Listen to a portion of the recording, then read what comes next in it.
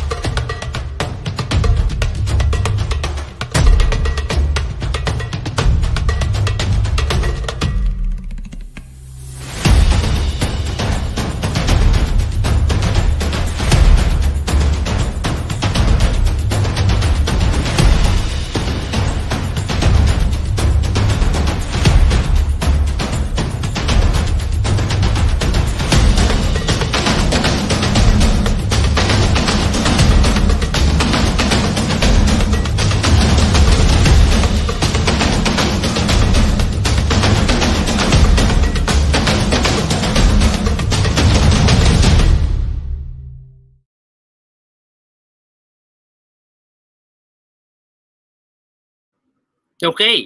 So, since nandito tayo ngayon sa ating week-long SONA 2020 special, so pag-uusapan natin kung ano nga ba yung nabanggit sa SONA at kukuha tayo ng topic dyan at i-relate natin sa history at anong relevance nito hanggang ngayon. So dahil dito, ano nga ba ang pulso ng bayan?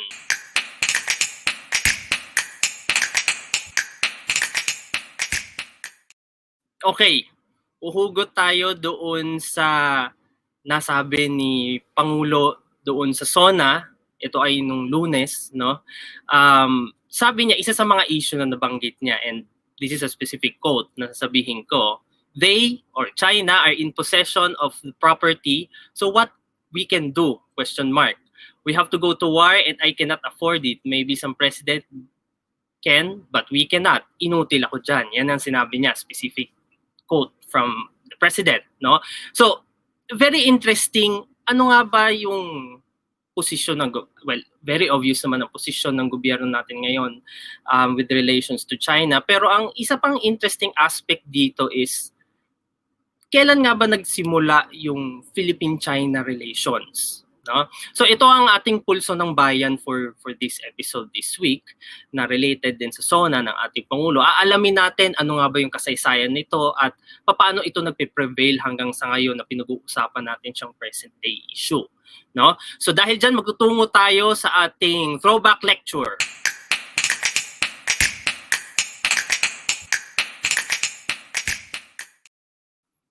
Okay. So para sa ating throwback lecture, so pakitang slide, no? Now these are two very different very recent positions of the Philippine government when it comes to our relationship with the Chinese government, no? This news article from Inquirer.net, this is in 2016, no? Kung saan nagkaroon ng tagumpay ang Philippine government sa arbitration case natin, no, sa The Hague, concerning the very contested West Philippine Sea, yung mga shoals na nandoon. And then pumasok ang recent government natin, President Digong, eto ngayon ang posisyon, no? Paiigtingin ng Philippine government ang relasyon nito sa China beyond the award that was given to the Philippine government back in 2016. So two different positions on a single matter, no? Ito ang ating aalamin for tonight, okay? At dahil dyan, meron tayong mga invited guests na marahil ay may alam dito sa mga issue na ito. Ang isa nating guest ay na-invite ko na siya last week, no? Colleague ko sa History Department, Assistant Professor Alvin Ancheta. Ano si Alvin? Good evening, I'm Ah. Alvin from History Department. Ayan, si Alvin. So Alvin, na-invite kita dito sa specific topic na to, Philippine-Chinese relations. Bakit? Anong cognate ang kinuha mo nung ikaw ay nag-MA? Well, nung undergrad, ang cognate ko ay Pol Sci. Then, nung cognate ko nung MA or nung Masters ay International Studies under Professor Tema Rivera and Professor Emeritus Carolina Hernandez. So, medyo may konti tayong alam dyan. Si Ma'am Carol. So specifically, siguro sa history ng diplomatic relations natin, no? May specific subject tayo dyan sa sa history. That's 115. Kasaysayan 115, Diplomatic History of the Philippines, no? And lingid din sa kalaraman ng iba na si Alvin ay pumasa sa ibrag mo na, Alvin. Pumasa sa Foreign Service Exam 2019, hindi ba? Ngayon 2019 lumabas.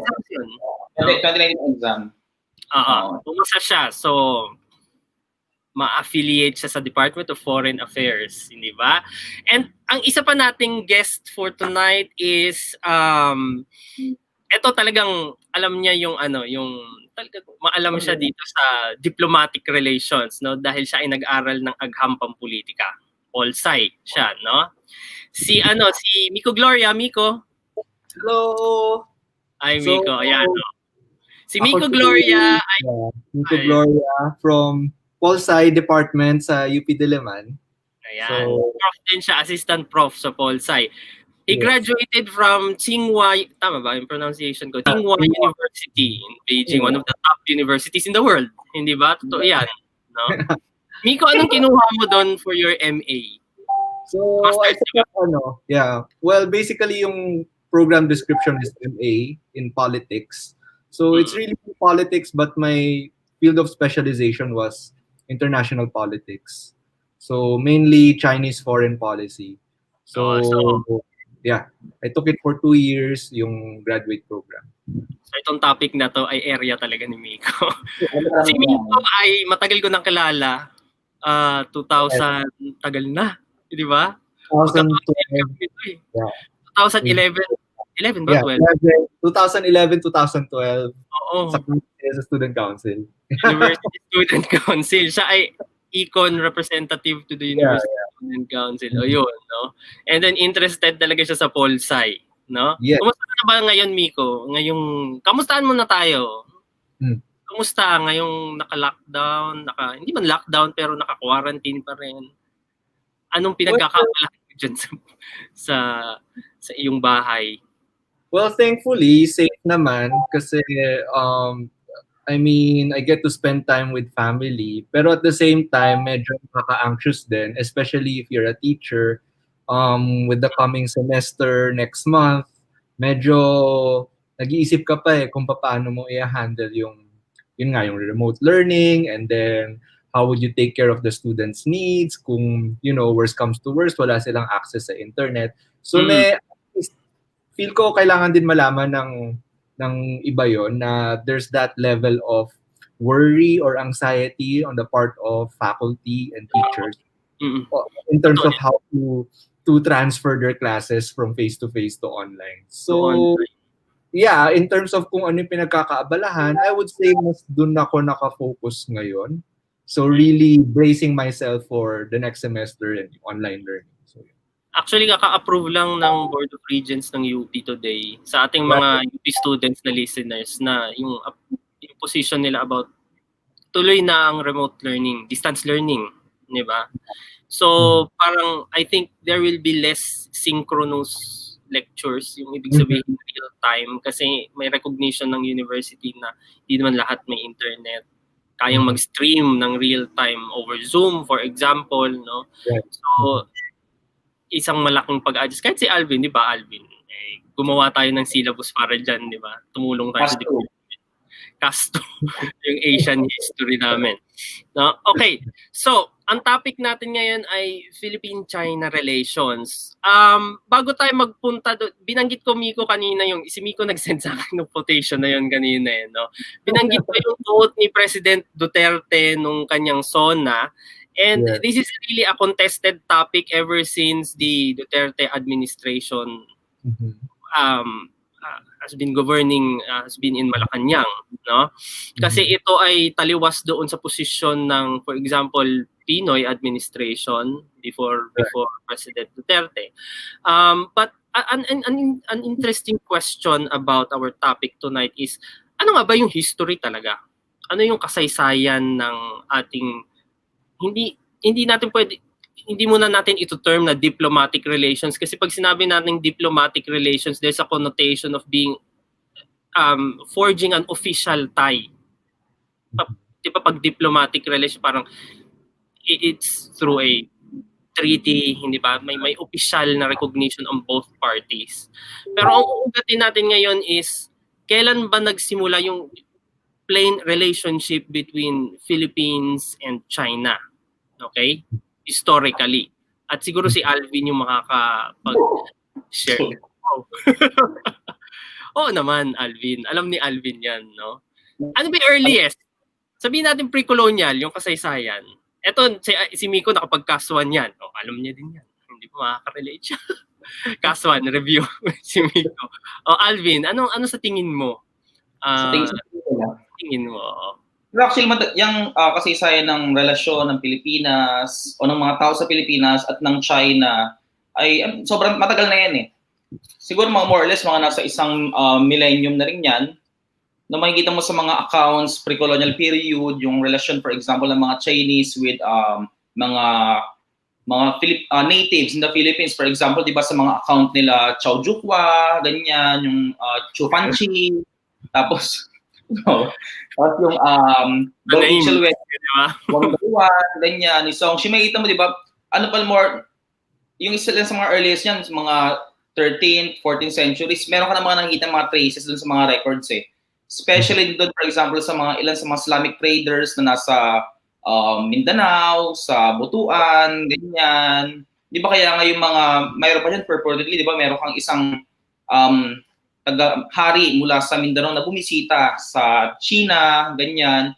Now, of course, di ba, before the Spanish period, naging malakas na yung relasyon ng mga Chinese merchants sa Pilipinas at yung mga tao noon sa Pilipinas before pa man dumating yung mga Espanyol. Kaya nga, di ba, makikita mo na yung relasyon nila, nung dumating sa Legazpi, ang dami ng mga Chinese, hindi lamang sa Manila, hindi na rin sa ilang bahagi ng Visayas, sa Iloilo, ganyan, sa Molo. And of course, di ba, for the next 3 centuries, ay naging vital or naging crucial yung role ng mga Chinese doon sa Philippine economy.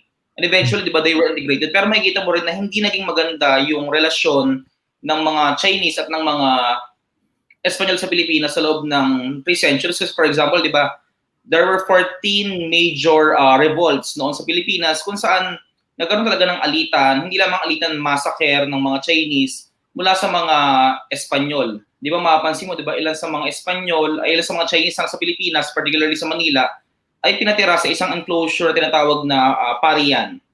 Di ba, parian usually, naka-enclose yung mga Chinese dyan, may walls. At well, incidentally, nakatapat din sa parian yung mga kanyon ng Intramuros kasi nga andun yung andun yung threat ng mga Chinese eh. Pero hindi rin siya magawang pakawal ng mga Espanyol dahil nga malaki yung income na nakukuha ng mga Espanyol mula hindi lamang sa trade kundi mismo sa taxation sa mga Chinese, especially doble eh. Kaya nga hindi rin napagkataka, for example, marami sa mga Chinese para makaiwas sa dalawang taxation, double taxation, ay nag-convert sa Christianity. At sila ay pinatira sa Binondo, di ba, the oldest Chinatown in world history. Sabi nga nila. So, pero,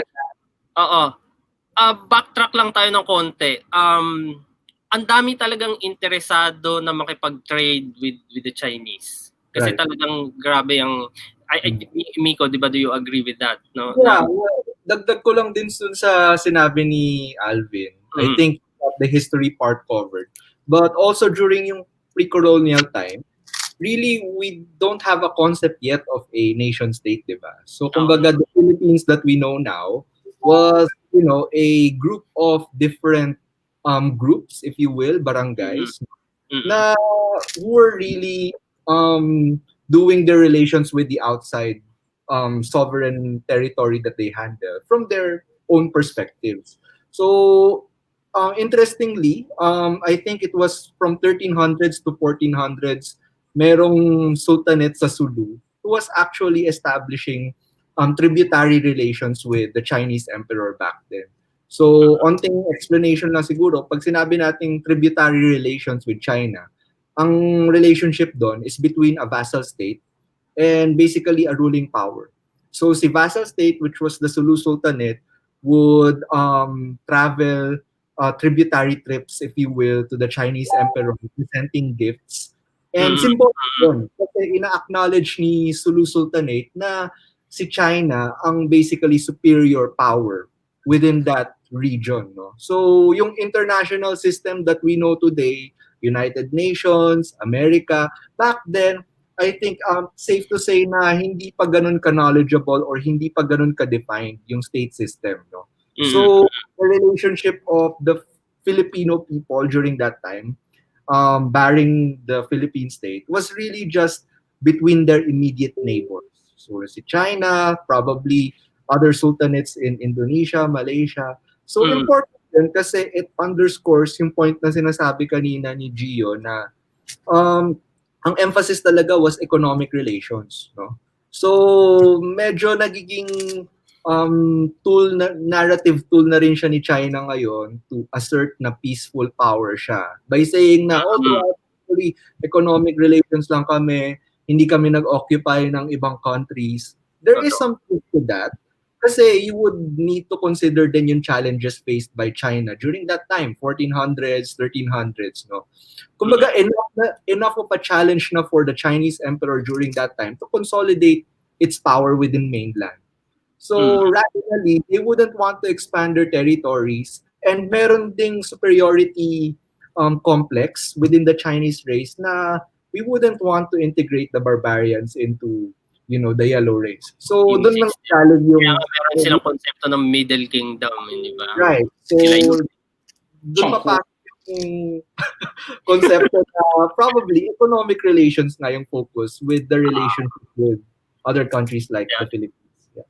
During that. Kaya nga 'di ba parang meron akong natandaan na even yung si Sultan Bolkiah for example, hindi ba? Was very interested. Layo-layo nung Brunei, for example, si Sultan Bolkiah was very interested in the kingdoms of Manila and Tondo in order to get the monopoly of trade with the Chinese kasi by geographical proximity, very strategic yung kingdoms of Manila and Tondo in the pre-colonial period with catching all of the trade with the Chinese.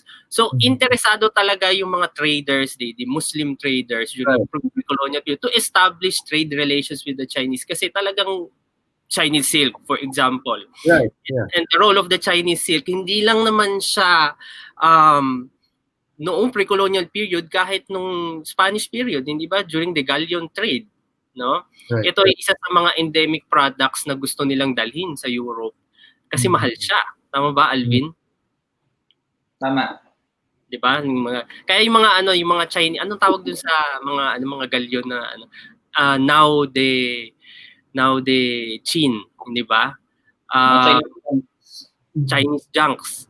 Kasi technically yung galleon trade, ang aabangan niya is yung mga Chinese traders na pupunta sa Manila to facilitate the trade. Ilalagay sa galleon tapos pupunta sa across the Pacific to Acapulco to begin to commence the trade. So, talagang kahit hanggang Spanish colonial period, and if yung nabanggit ni Alvin kanina na very nabanggit ni Alvin na iko-connect ko dun sa sinabi ni Miko na malaking role yung economic factor doon sa relationship. Kasi kaya 'di ba, Alvin, nabanggit mo na binubuwisan nila to discourage the Chinese from living in Manila because of, the Spaniards were fearful na dumadami yung population, hindi ba? Baka hindi nila makontrol. And then ang gagawin lang ng Chinese is to convert, di ba, into Catholicism, accept the conform by the rules of the Spaniards, and then continue the trade. Kaya dumami sila ng dumami sa Manila, especially Manila, kasi andyan talaga yung trading port, no? So, from the Spanish colonial period onwards, for example, so ito na talaga, we are clear with the fact na talagang economic trade relations. Right. Now, kailan ba natin masasabi na nagsimula yung opisyal na makikipag-ugnayan na, of course, iintayin natin yung emergence ng nation state, hindi ba?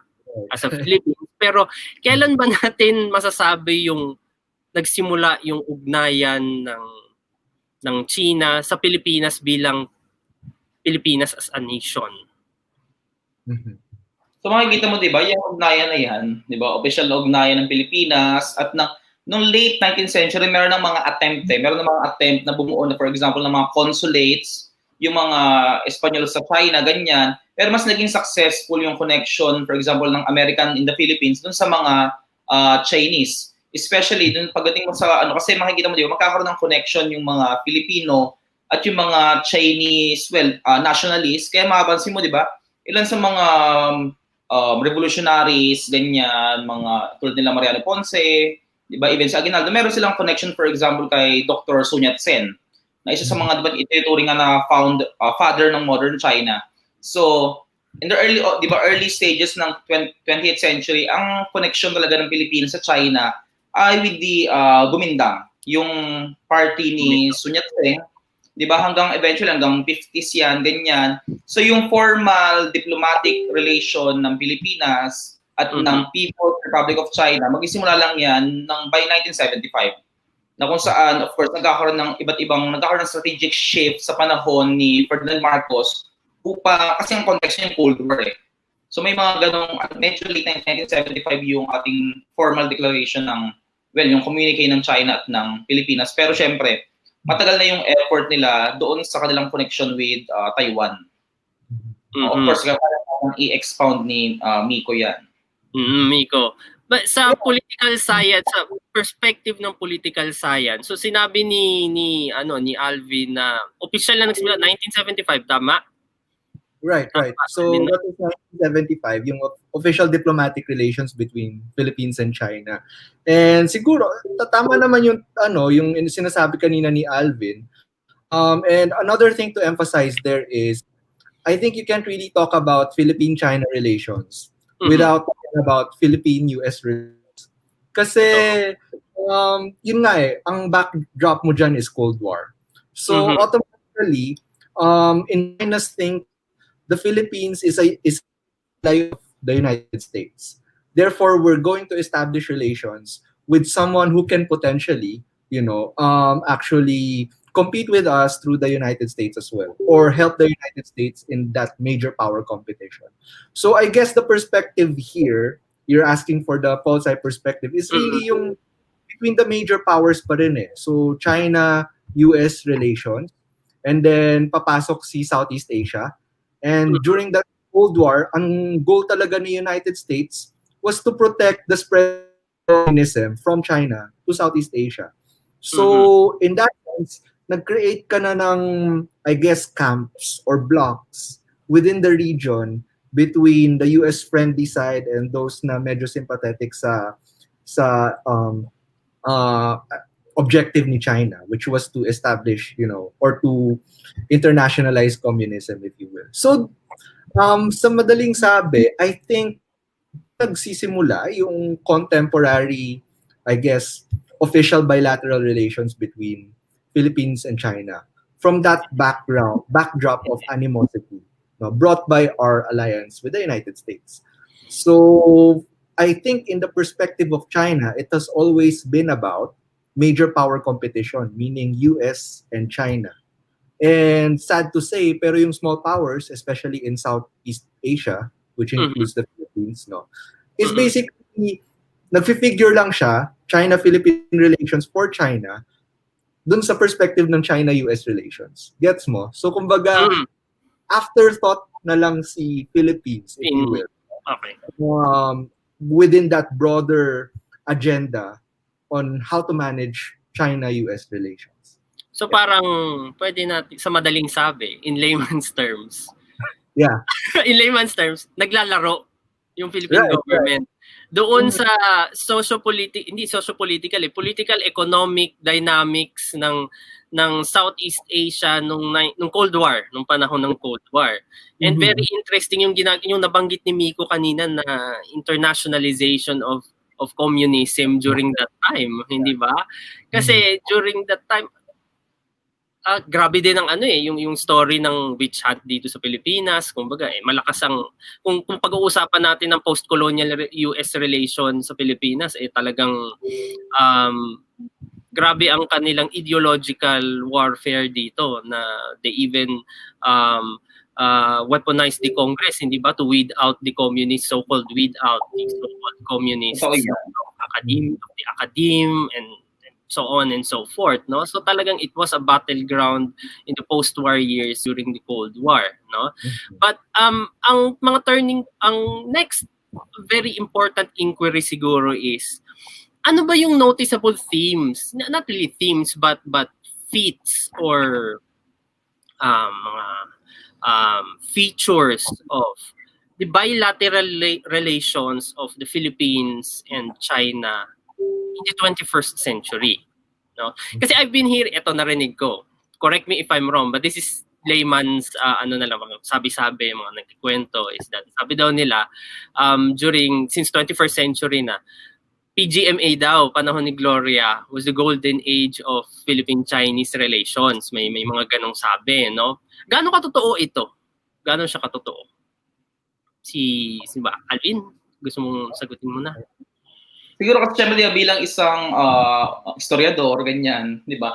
Mga ganyang ideas kasi, di ba, syempre, medyo contentious mga ganyang idea, pero hindi natin maikakaila na naging mayabong, naging masigla talaga yung relasyon ng Pilipinas at ng China sa panahon ni Pangulong Arroyo. Especially, makikita mo, di ba, yung kaya nga ang daming mga deals Even yung ibang mga deals na marred with, sabi nila, allegedly with corruption. For example, yung ZTE deal. Kasi, ang lakas ng connection ng Philippines at ng China during her term. Pero yung paggamit ng Golden Age, medyo hindi rin ako, I mean, tama sa iba, pero contentious term, no? Pero yun si Miko.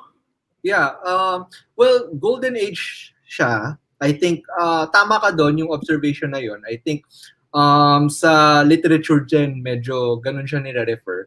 And jumping from Alvin's kanina observation, yung deals, yun talaga yung I think nag-underscore noong golden age of bilateral relations during GMA's term. Precisely because maraming napirmahang agreements between Philippines and China, especially in terms of economic relations. So FDI or foreign direct investment from both sides. So I think more specific, if you want to know more about yung golden age na yon, si Dr. Tina Clemente ng Asian Center wrote an interesting study basically analyzing yung bilateral deals that we had with China. And makikita mo dun sa study niya na talagang overwhelming. With GMA, marami tayong na-establish na agreements, no? So, kumbaga Duterte, yung ginawa ni Duterte noong 2016, 2017, yung visit niya sa Beijing, no? Compared yun sa 10-year tenure ni GMA, no? Maraming na-accomplish si GMA in terms of agreements with China. And also because yung visits din, important din yung sa diplomacy, yung official visits between the two leaders. Nag-proliferate din undeniably between GMA and I think it was Hu Jintao and Hu Jintao during that time sa China. So it was really golden age because the focus was economic relations and medyo na isang tabi, I would say, yung territorial dispute that we had with China.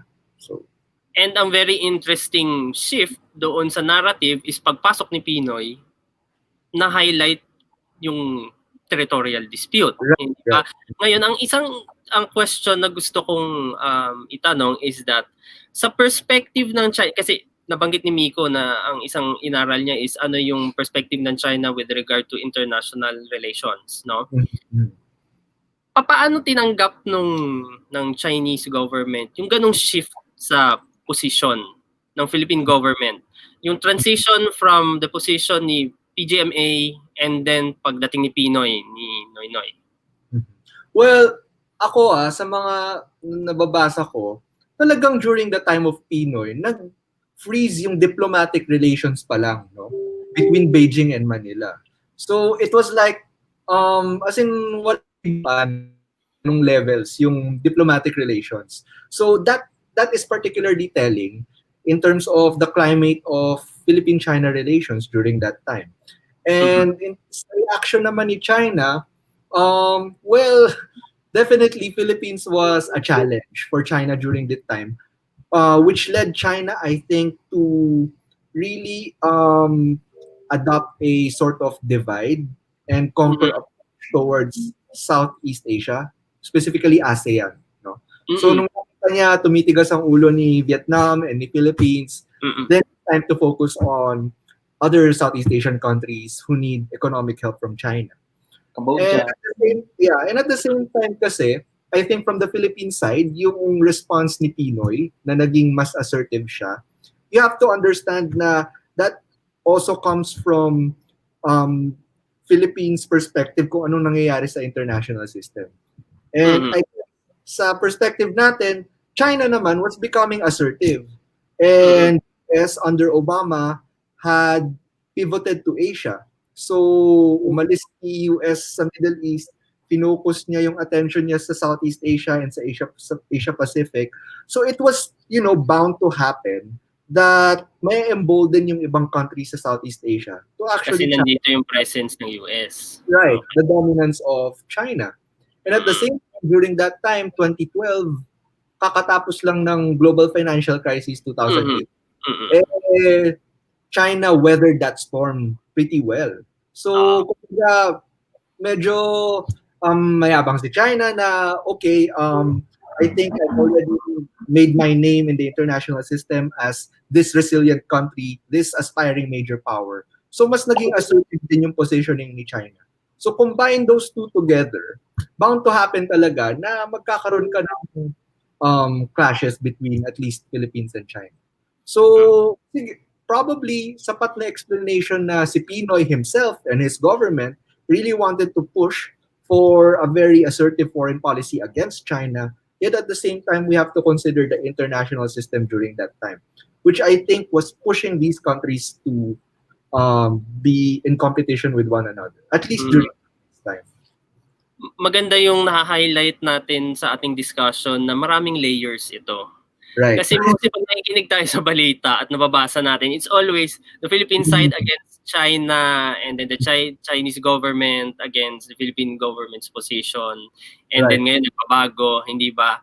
Pero it's more complicated than that kasi ang daming kailangan mong sumayaw dun sa tugtugin kumbaga ng international di ba? Ng ano yung kumpas ng political economic sa labas, no? So we now go to the very contentious issue of for example, talakayin natin for a brief moment yung West Philippine Sea, di ba? During Pinoy's time, gaya na nabanggit ko kanina, yung introduction natin is that yung position nga natin and then nagkaroon ng ruling that awarded us yung claims natin sa West Philippine Sea, no? What is very interesting is si former Justice Antonio Carpio is very interested in that topic and meron siyang mga studies on the history of the claims over the West Philippine Sea. Tama ba, Alvin? Di ba? Yeah. In-invite ng History Department yan si Justice Carpio sa Philippine 2018. Philippine-Spanish Friendship Day Conference kasi meron siyang historical take to prove that the Philippine government to prove the claims and para ipatotoo yung award ng arbitration court doon sa may historical backing siya. Sige Alvin, if you'd like to discuss.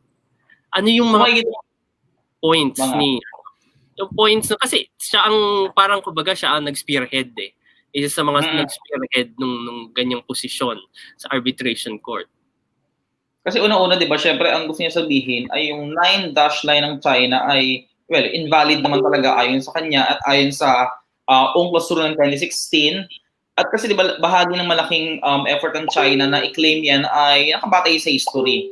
Pero ayon din... Ano muna yung 9-dash lines? Pakita natin sa ating, sige, magpapakita tayo ng photo para may idea yung ating mga online viewers. 9-dash line. Share siya. Okay. Ito, tama, di ba? 9-dash line. Ito yung contested shoals yan, hindi ba? Contested shoals in that May mga area. shows, may mga island, Nag-zoom in ba siya? Yan, nag-zoom in. mga rocks. So ayan, ito yung posisyon ng China, ng Chinese government. Okay. Ni-claim lahat yan. Oo. So, what is now the position of the Philippine government based at least doon sa pag-aaral ni Justice Carpio, isa sa mga proponents ng Philippine position? Kasi makita mo, diba, yung 9-line, sinasabi nila hindi na nga yung pasok sa legal claim. So ngayon, ang pinupush ng China ay historically, itong area na to ay Chinese, at least diba, merong sense ng control, ganyan, sa China. Tapos makikita mo, diba, meron sila mga markers doon. Pero ngayon, sinasabi ngayon ni Justice Carpio, nabatay dun sa mga early maps ng mga even mula sa China, na ang pinakadulong hangganan ng China ay makikita mo lamang dun sa island of Hainan, yung kanilang southernmost province. Diba? Bagamat of course, maaaring napuntahan nila yung sa mga isla, wala kang sense ng control doon sa mga islang yun. Kaya nga, even sa history, sinasabi nila na hindi pasok yung claim ng China.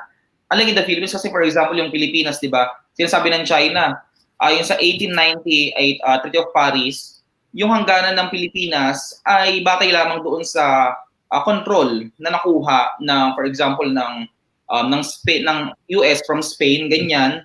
At hindi nga kasama ron, hindi talaga kasama doon sa binanggit yung mga isla sa Scarborough, sa Spratlys, pero binago ito nung 1900 Treaty of Washington na kung saan mas in-expand on treaty yung sakop ng Pilipinas. Pero tandaan natin na yung mga claims ito, hindi lang to lahat nakabatay sa history. Kaya nga meron tayong mga international laws na successfully, di ba, na pagtanggupay ng Pilipinas para ituloy natin yung claim natin dun sa mga lugar na yan na para sa Pilipinas at para sa ibang bahagi ng Southeast Asia.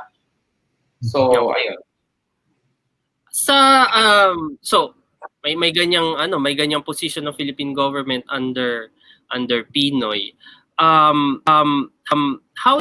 did talaga may freeze ng diplomatic relations, hindi ba? How did it specifically yung specific issue na yon when it was awarded, I think it was July 2016, hindi ba? July 2016. How did that really affect the bilateral relations of the two governments? Oo nga, amigo. Well, so, I think kasi yung in-award yung, I think it was in July 2016, well, obviously, the reaction from China was expected. So, disappointed si China, naglabas siya ng statement about the award, but surprisingly, yung retaliation was not as aggressive as others have expected. Precisely because nandun din tayo sa pagpapalit ng leadership from Pinoy to Duterte. So, China was actually waiting it out kung ano yung magiging formal reaction, so to speak, of the Philippines under the Duterte administration. Which, thankfully for China, the Duterte administration, medyo naging lackluster yung performance niya, even initially, no, in terms of upholding the award. Mm-hmm. So nandoon yung admission na we are going to follow what is written in the ruling. Pero in terms of what is happening on the ground, we all know na medyo isinintabi from the tribunal court, no. So that was disappointing for a lot of Filipinos, I would say, as the surveys have shown, no. But really, I think the Duterte administration is trying to, from the very beginning, and to borrow the words of the late Dr. Baviera, was trying to compartmentalize relations. So, meaning to say, ito, pwede nating pag-usapan in this particular perspective, and we can proceed with normal economic relations. No? Okay. Which I think some analysts say it's a rational thing to do. No? So, yung ganong approach. Yeah. Sige, Gio. So, very interesting yung shift nga nung pagdating ni Duterte, and then meron ka pang bagong Pangulo ng United States, si Donald Trump, hindi ba? Right, so, opposite sila kung titingnan mo yung from Pinoy to Duterte and then from Obama to Trump. which affected kung susundin natin yung thesis natin kanina that it's many layers. It's not only Philippine-Chinese relations, Chinese government relations, but also the politics of the United States worldwide, hindi ba? Especially in Southeast Asia.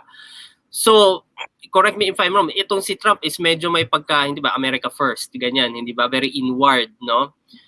For sure nakakuha ng tapang, quote-unquote, tumapang yung China. That's why it was able to assert its position and confident siya sa Duterte government, hindi ba? So, how does that, ang question ko is, I don't know if this is answerable or what, how does the position of the of the Chinese government today vis-a-vis the Philippines affect the politics of the United States when it comes to its policies in Southeast Asia?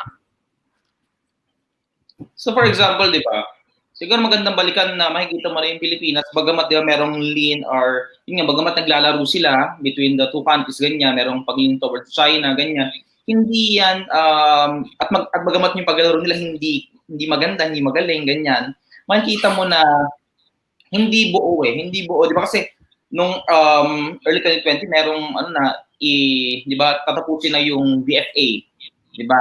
BFA ganyan kasi hindi naman daw kailangan ganon. Pero by June 2020 binawi ng gobyerno yung pagtanggal, di ba, yung pagtanggal doon sa BFA na kung saan, di ba, ipagpapatuloy ng Pilipinas yung kanyang connections, especially security connections with the US. So makikita mo na may paglalaro, ganyan, at hindi buo yung paglipat sa China. At makikita mo na hindi, kasi nga duming pa rin talaga yung threat Na syempre, di ba, bagamat hindi malinaw talaga yung posisyon ng gobyerno, pero kung kitinawa na mabuti, hindi tuluyan, di ba? Hindi tuluyan yung kanilang paglipat sa China. And of course, andun pa rin yung pag-asa nila mula sa ibang bansa, for example, America, ganyan. And even some other Asia-Pacific countries. Especially nga dahil nga lumalakas yung China sa panahon ngayon. So, baka nga tama yung sinasabi nga ni Miko na nagko-compartmentalize ang Pilipinas. Pero tingin ko kayang mag-compartmentalize ng mas mahusay sana or mas malinaw at mas maayos. Yun. Miko, sa perspective mo, sa political science perspective, kasi ang China, narinig ko is, ang dami nilang foreign investments Umaabot sila Africa, hindi ba? Kahit sa African nations, meron silang they're asserting their global power in terms of the their economic might, hindi ba? So, how does everything play into this? In the political science of things? I would say na really when Trump entered the scenario, talagang it was clear na US is losing the game for global dominance, no? And itong COVID pandemic underscored that trajectory na wala na talagang it's really China's game, I think, in terms of ensuring na it provides a doable alternative on how to lead the international system. Ngayon, ibang tanong kung China is actually presenting a viable alternative or if China is really securing yung perspectives ng bansa like in Southeast Asia. Kasi for instance, in Southeast Asia, when Trump entered office, talagang tayo sa Philippines, I think yung foreign policy arm natin was really parang nawala na rin sila ng pag-asa. It affirmed their initial hunch na US is really not willing to help the Philippines in terms of backing its claims. So what's the point of actually strengthening our relations with the US? And then nung pumasok yung inward-looking policy ni Trump, without a clear policy in Southeast Asia, tinanggal niya yung pivot to Asia policy ni Obama, talagang mas napatunayan pa na tama yung ginagawa ni Duterte, at least within that policy circle. I'm not saying in reality. No? So yeah, definitely, yun nga, i-underscore ko, China has a lot to prove in this game of providing confidence sa kanyang neighbors na it would be conflict of power, no? And I think this COVID pandemic is an opportunity for China, and I would say a lost opportunity for the United States, no? Especially under Trump, no? But that's another question kung anong mangyayari, no? If China would succeed in that. So, and then magbabago pa ng liderato ang United States bago matapos ang taon. Oh. right, Oo. right. Ay, baka. And then Hindi natin alam. Confident ako. Hindi ba? Kasi hindi mo confident. Hindi. Leadership to so, yeah. Makikita natin kung ano yung magiging direksyon. Tutuloy ba yung posisyon ni Donald Trump up to, hindi ba, for another term, or magbabago ba? Hindi ba magbabago ba? So very exciting. And would you believe na patapos na ang ating programa? Ang dami nating pinag-usapan ngayong gabi, no? Meron tayong mga questions. Ito, basic sa ating mga listeners, mga questions. Ito basic to, Miko. How would you define, question and answer portion na pala, no? How would you define official diplomatic relations? Ang dami natin pinag-usapan tungkol sa IR, tapos yung very basic, naipit sila dun.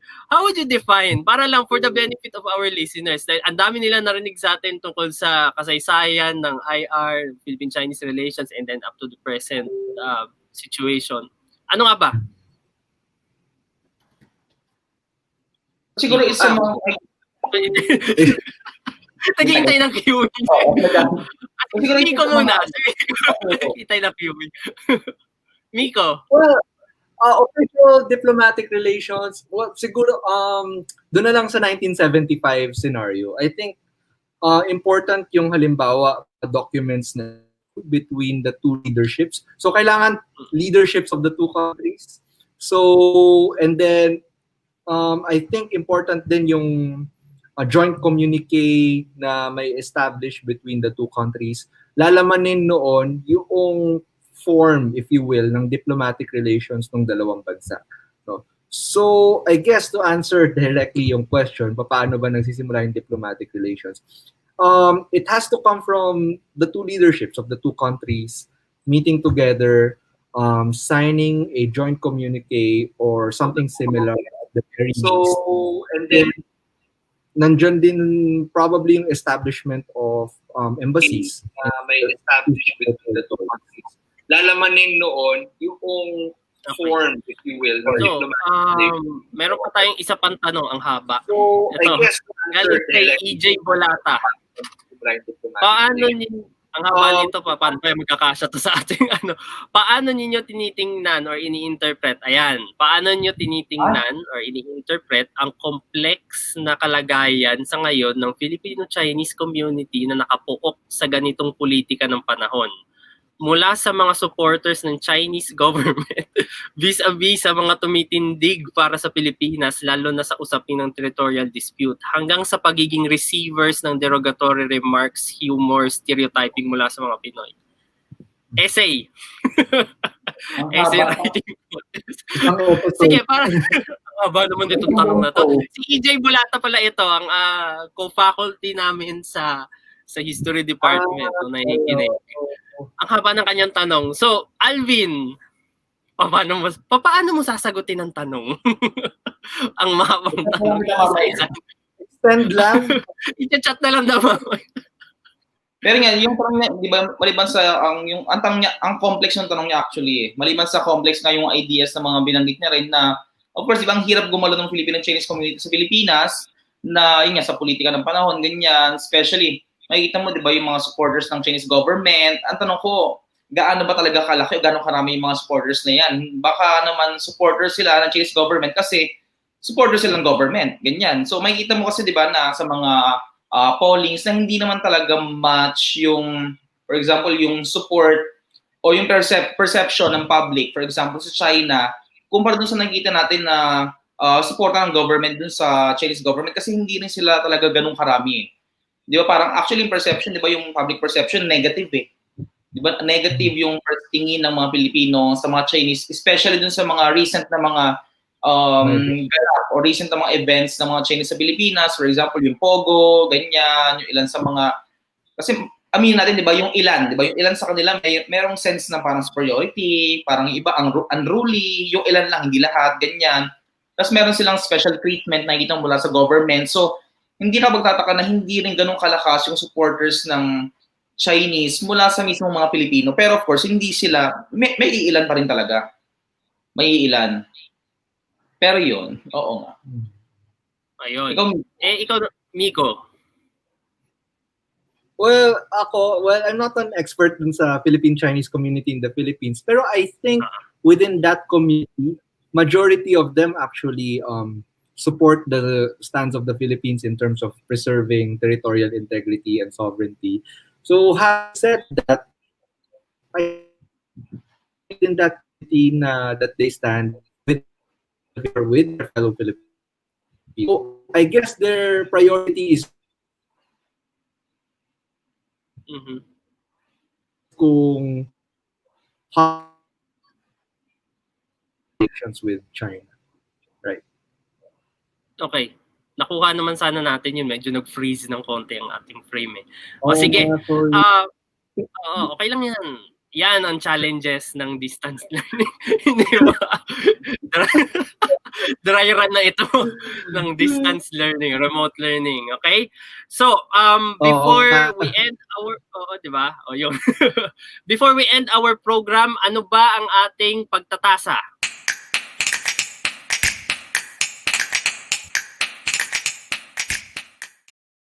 Okay, conclusions, final views, final take tungkol sa moving forward, lahat ng considering all of what we've talked about.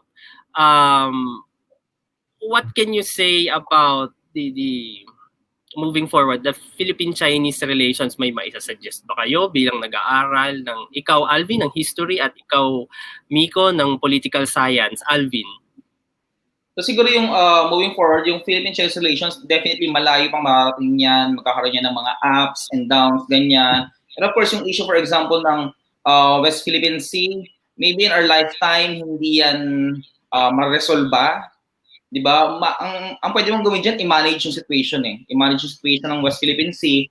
And of course, tingnan natin, always, diba? Always look at other avenues kasi hindi lang naman yung option na war or peace, ganyan. So meron kang ibang ways para ma-manage yung issue. For example, diba, to strengthen yung ating relations with the ASEAN, ganyan.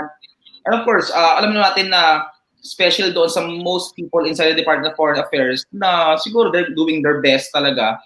Ay, hindi lahat, pero most dun sa kanila. Pero syempre, di ba, within the boundaries or range ng kanilang powers. Pero I suggest, alam naman natin lahat yun na i-explore natin yung ibang mga avenues or ways para mas maging balance yung ating relations with China. Kasi alam natin talaga, syempre, di ba, hindi naman talaga pantay dahil nga China is a much larger country. Pero syempre, nagagawa ng Vietnam, nagagawa ng Indonesia, nagagawa ng Malaysia, at nagagawa ng iba pang countries na at the very least, di ba, magpatuloy yung kanilang economic relations with China despite yung kanilang mga political rivalries. Definitely, kayang-kayang gawin din yan ng Pilipinas.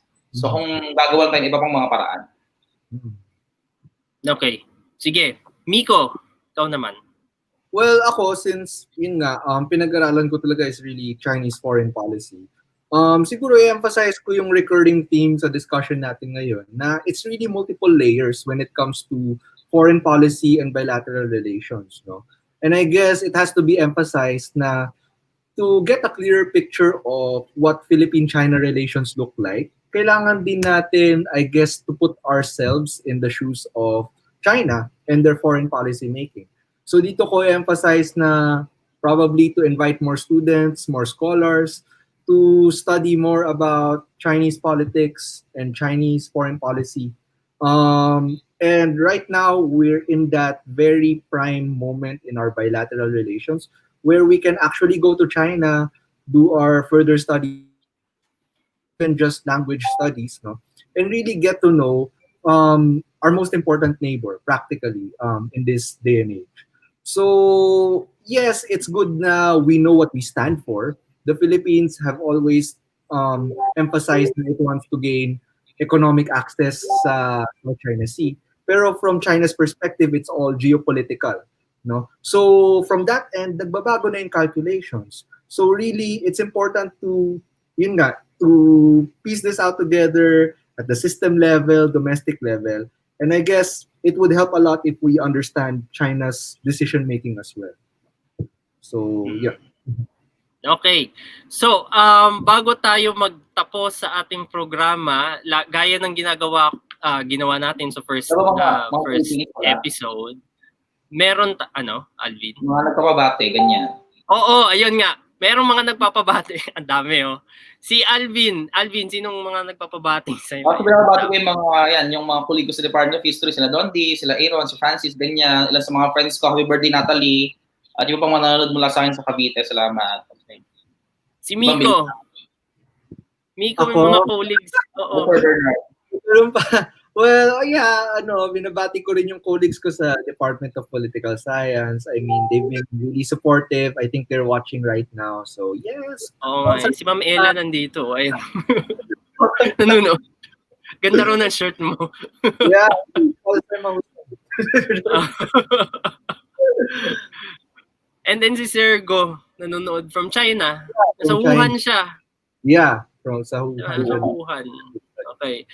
So, before we end, gaya nung ginawa natin sa first episode, what is the assignment? What is the recommended reading? Meron tayong mga suggested reading or reference material for our viewers to take a look at.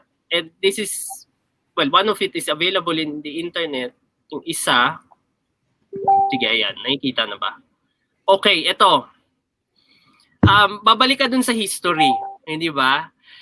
This is a perfect primary source, kumbaga, sa kasaysayan. Primary source na nagpapakita sa inyo. Ito yung Murillo Velarde map. Tama ba, Alvin? Hindi ba? Yes. Murillo Velarde map. Ano yung date? 1764? 1764, hindi ba?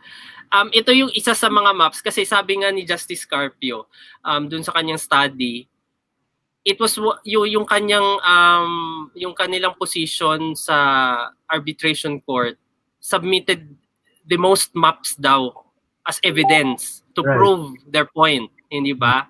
So andito kasi makikita mo yung mga claims, for example, dito yung Panakot Shoal, ito, di ba? Ito yung sa may Zambales, hindi ba? Ayan, no, nasa Murillo map. Ayan, di ba ayan no, Panakot Shoal, no? Tapos yung Spratlys naman, yung Bajo de los Paragua, tama? Paragua is Palawan. Ito 'yan, no? So if you're going to look for Los Bajos de Paragua, the shoals of Palawan, no? Now this is sabi nga nila, this is the map of all maps sa Philippine history. Murillo Velarde map, makikita nyo, high resolution. Yung mga teachers na nakikinig, kung kailangan nyo mag-download, meron yan sa internet, no? And then another source that I would like to share na pinag-uusapan natin yung posisyon ng Pilipinas when it comes to the arbitration case. There's a book published by the Ateneo Press in 2018. This book by Marites Vitug.